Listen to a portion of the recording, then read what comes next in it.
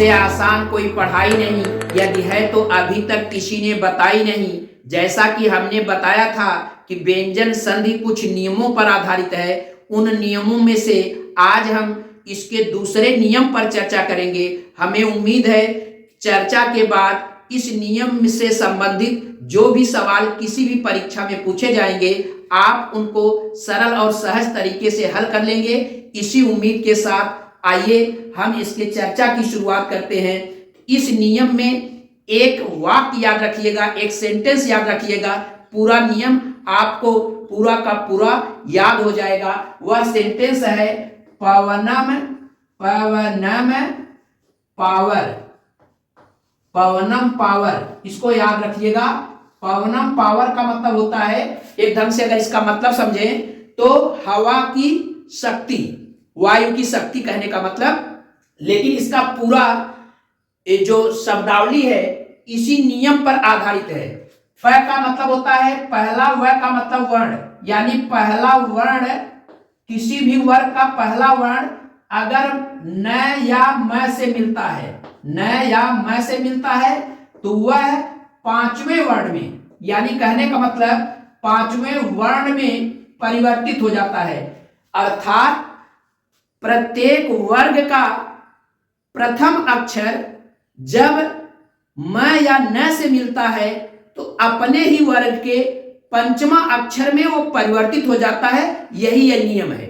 तो इसको हमने यहां पर एक मैथमेटिकली ढंग से आपको आपके दिमाग में स्थापित हो, इस तरह से इसके रूप को हमने यहाँ पे बना रखा है। आइए देखिए क्या लिखा गया है। प्रत्येक वर्ग का प्रथम वर्ण अर्थात क च ट त प का मेल जब म या न से हो तो इनके स्थान पर क्रमशः क के स्थान पर ङ, च के स्थान पर ञ, ट के स्थान पर अड़, त के स्थान पर न और प के स्थान पर म हो जाता है।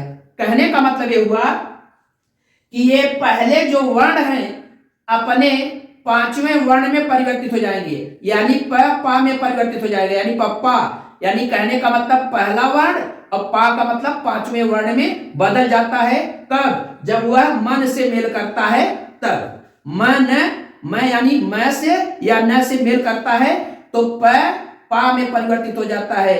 कहने का मतलब पहला वर्ण पांचवें वर्ण में बदल जाता है। यही इसका नियम है।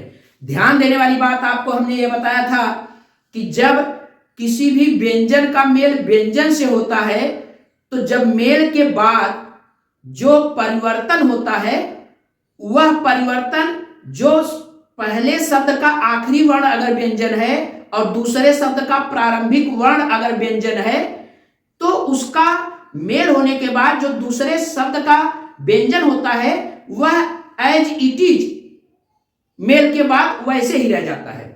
जबकि स्वर का मेल जब होता है स्वर अपनी पूरी की पूरी मात्रा व्यंजन पे स्थापित कर देता है, जबकि व्यंजन अपना रूप नहीं बदलता। तो ध्यान देने वाली बात है कि यह मेल तो ठीक ठीक व्यंजन से ही होना है। इसमें एक विशेषता यही है कि जब इनका मेल म या न से होगा तो ये परिवर्तित होंगे, यानी क च ट त प ही बदलेंगे, बाकी दूसरा म वाला जो व्यंजन है वो परिवर्तित नहीं होगा। आइए इनके कुछ उदाहरण हम समझते हैं। जैसे वाक धन मय, एक क का मेल आप देख रहे हैं म से हो रहा है, तो ध्यान देने वाली बात यह है कि क ही बदलेगा और ये म एज इट इज रहेगा। अगर ये स्वर होता तो इसकी मात्रा बदलने के बाद इस पर स्थापित होती, लेकिन व्यंजन तो भैया अपनी एक भी मात्रा इधर ट्रांसफर नहीं करता, क्योंकि व्यंजन तो खुद स्वर का भूखा होता है। तो कहने का मतलब व्यंजन वाला पद एज इट इज सब में वैसे ही आ जाएगा, केवल इसका यह वर्ण यानी ये जो प्रथम वर्ण होगा यही अपने आखिरी वर्ण यानी पांचवें वर्ण में बदल जाएगा। तो जैसे वाक धन मय ये हो जाएगा वाह, यहाँ पे अंगन हमने लिख दिया, ये आधा है तो आधा अक्षर लिखेंगे, पूरा रहेगा तो पूरा अक्षर लिखेंगे। इस चीज को आप हमेशा ध्यान रखेंगे। तो ये वाक धनमय बराबर हो गया वांग्मय, यानी इसको हम न का भी उच्चारण पढ़ते हैं तो वांग्मय कह सकते हैं। इसी तरह से खट धन मास, अब देखिए तय का मेल म से हो रहा है, हमने बताया तय का मेल म या न में से किसी एक से हो तो यह अपने अंतिम वर्ण यानी तय ड़ में परिवर्तित हो जाएगा। इसका मतलब यहाँ एक तय ड़ में परिवर्तित हो गया और तय पे हलंत लगा, इसका मतलब आधा ट है ते आधा ड़ पे परिवर्तित हो जाएगा। एक खट धन मास बराबर हो जाएगा षणमास, एक ड़ का उच्चारण होने लगेगा। इसी तरह से जगत धन नाथ, आप देख रहे हैं तय का मेल न से हो रहा है। कहने का मतलब अगर तय का मेल म या न से होगा तो तय अपने ही वर्ग के पांचवें अक्षर अर्थात न में बदल जाएगा। ये तय पे हलंत लगा है अर्थात आधा तय, तो आधा तय अपने पांचवें अक्षर आधा न में परिवर्तित हो जाएगा और इधर के जो शब्द हैं ये एज इट इज इसमें शामिल हो जाएंगे, इसमें कोई परिवर्तन नहीं होगा। ये हो गया जगत धन नाथ जगन्नाथ। इसी तरह से सत धन मार्ग, आइए तय का मेल म से हो रहा है तो बदलेगा कौन, तय किसमें बदलेगा, अपने पांचवें अक्षर में बदलेगा यानी तय न में बदल जाएगा। अब बदलेगा किस रूप में, अगर ये आधे में है तो आधा न होगा, अगर ये पूरा रहता तो पूरा न होता। और इधर तो हमेशा व्यंजन ही इस नियम में रहने हैं, इसलिए व्यंजन कभी भी अपनी मात्रा को न ट्रांसफर करता है, वह एज इट इज रह जाता है। इसलिए सत धन मार्ग बराबर हो गया सन्मार्ग।